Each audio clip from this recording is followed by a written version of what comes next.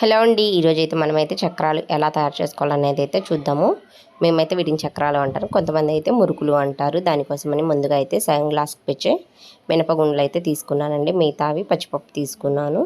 Next వచ్చేసి 2 గ్లాసులు ration బియ్యం అయితే తీసుకున్నాను. వీటన్నిటిని అయితే శుభ్రంగా అయితే కడుక్కున్నానండి. దీంట్లోకి నేను ఒక పిరికెడు వరకు సగ్గుబియ్యం కూడా కడిగి ఎండబెట్టుకున్నాను అనమాట. చూడండి, మనకైతే మొత్తం అయితే ఎండిపోయాయి.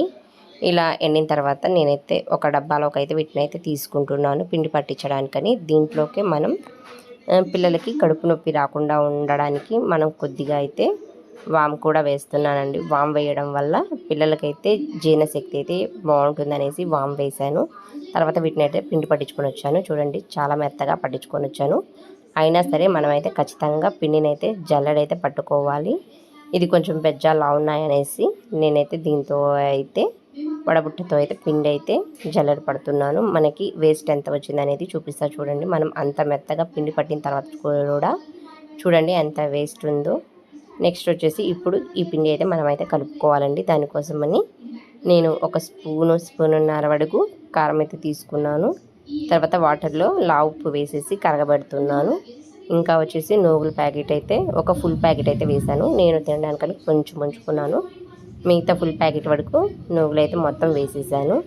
వేసిన తర్వాత వీటిని అయితే ఒకసారి అయితే కలుపుకుందామండి. అలా కలుపుకున్న తర్వాత కొంచెం అయితే ఇందులో వాటర్ కూడా వేసుకొని బాగా అయితే కలుపుకోవాలి. ఒకసారి వాటర్ వేసుకొని కలుపుకున్న తర్వాత నేనైతే స్టవ్ పైన ముందే కళాయిలో అయితే ఆయిల్ అయితే హీట్ చేసుకున్నాను. ఇప్పుడైతే గంటతో అయితే ఒక 2 గంటల వరకు ఆయిల్ కూడా వేసి బాగా పిండిగా అయితే మెత్తగా కలిపానండి. ఇలా కలిపిన తర్వాత ఈ పిండిని అయితే మనం చక్రాల గిద్దెలు ఉంటాయి కదండి, వాటిలలో సైజులు ఉంటాయన్నమాట. నేనైతే సన్న చక్రాలకైతే పెట్టానన్నమాట. చూడండి, సన్న చక్రాలు అయితే వేద్దామనేసి పిండి కూడా దీంట్లోకి అయితే స్టఫ్ చేశాను అనమాట.